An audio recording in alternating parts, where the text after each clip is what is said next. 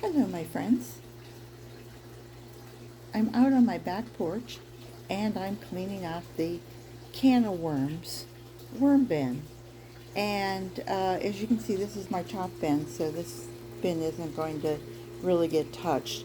Although the bottom uh, well, the bottom part of this that is actually, let's say, the draining well. I'll take you in and show you that.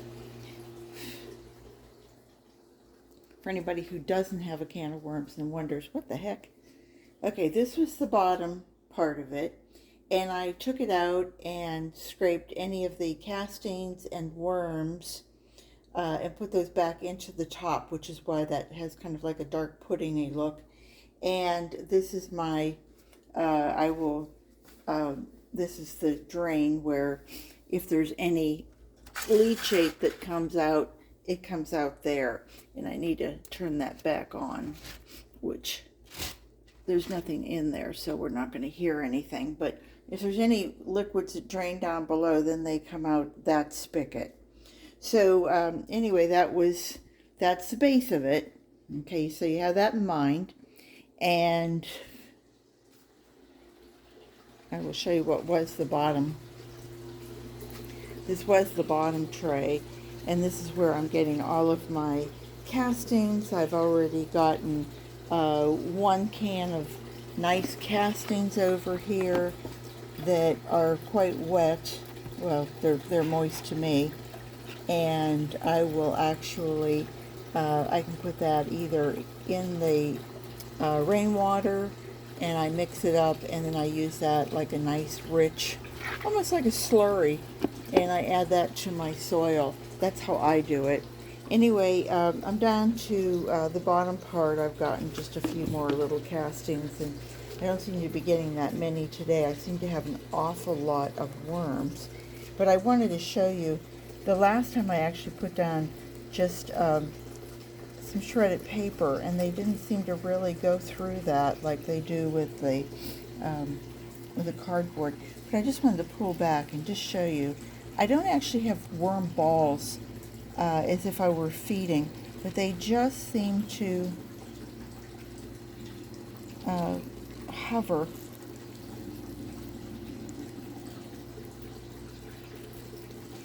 Isn't that lovely? Oh, there's a nice collection of them. I mean, there's probably, oh, I don't know, maybe a good 1,000 plus.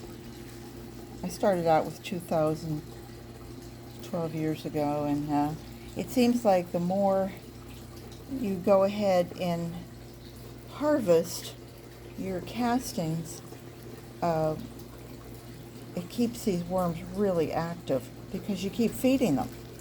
And, you know, of course, the more you feed somebody, or the more you feed one person, the chubbier they're going to get, or they're going to realize that, you know, they can multiply. So I'm actually just going to take all of this and put it into the bin that would be above it. And so I'm not even going to make this a long one for you, but I just wanted you to know that there are different ways of doing this. For those who have a vermi hut, those who have a vermi hut, they might run theirs a different way, but this is how I do mine, is that I will take this bottom tray and I'll scrape off 2 cans worth normally.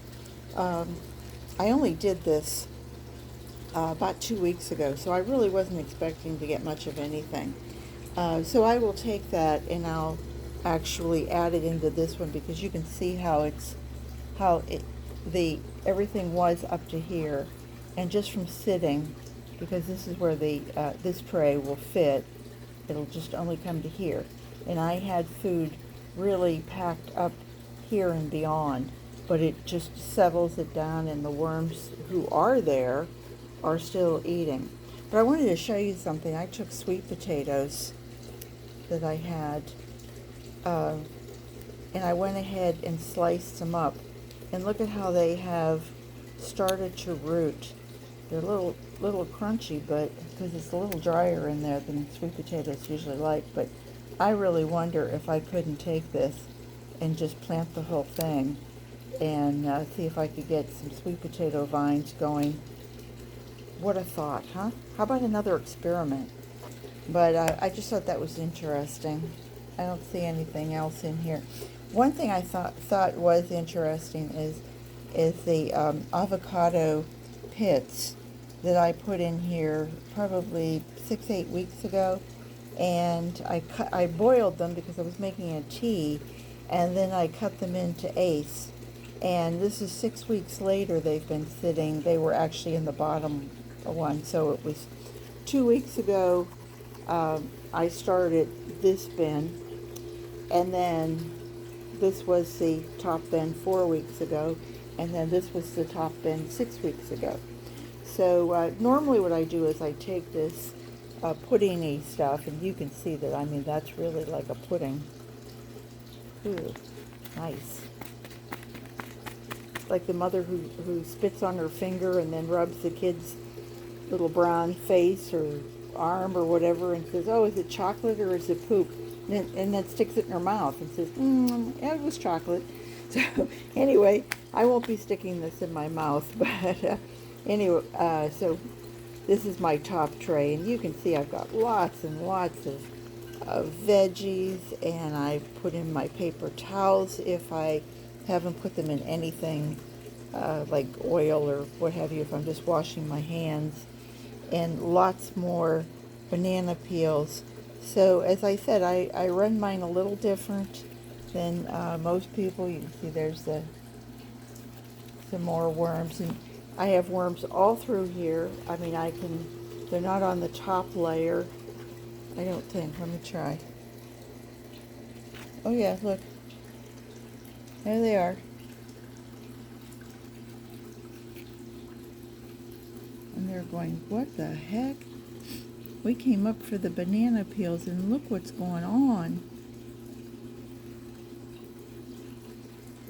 I started out with 2,000 worms back in 2009, and I would guess I probably have maybe 6,000, a couple thousand in each tray. I've misjudged so many times, counting out 800-900 little ones, and then I still have this whole oodle. You know, that's a size. It's an oodle of worms that I will go ahead and uncover and add those back into the next one, and then they seem to go along. Isn't that something? And they just give me tremendous castings. This year has been just incredible to see how many castings I've gotten and how much better my soil is, and between adding compost that I'm making with my grass clippings and shredded paper, it's been a real game changer. And I hope all of you will try either raising worms or having your own compost pile. So that's all I wanted to say. I just wanted to show you another example of vermiculture and vermicomposting, and I hope you all will try it and you have a wonderful day. And if you like what you see, please come back, ring the bell, and subscribe, and come see me again. Talk to you all soon. Take care now. Bye-bye.